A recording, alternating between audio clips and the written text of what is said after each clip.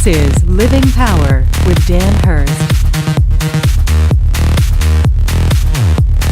Now, through the years, a number of theologians and Bible scholars have suggested that the miracles and the stories of Jesus in the Gospels were written to address certain aspects of life that the early church was encountering.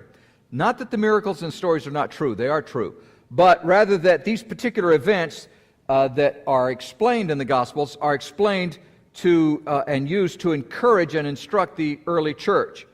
Remember, these Gospels were written after the death, burial, and resurrection of Christ.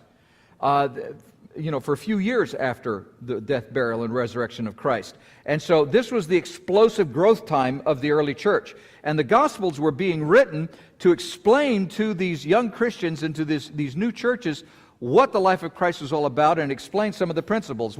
I'll mention a few things in a few moments about what the different Gospels represent and why we have 4 Gospels for that matter. But there was a lot of persecution that was going on at the time. There still is.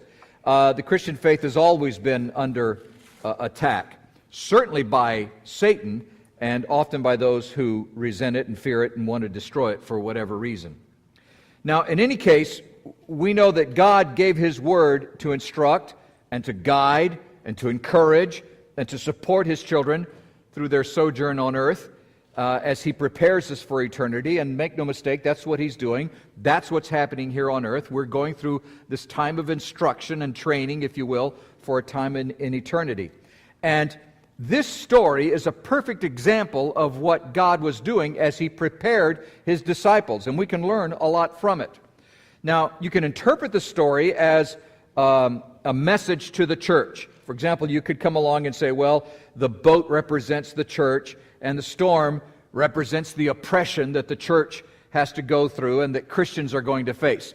There's certainly a legitimate interpretation in that, especially if you consider the fact that if what I mentioned earlier, if what some of the theologians and Bible scholars think, that the things that are explained in these Gospels are for the early church to help them through those difficult times as the church was growing.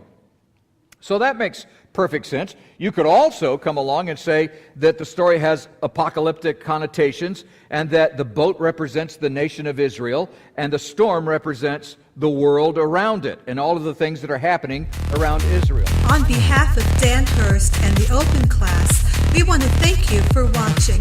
We hope it was a blessing.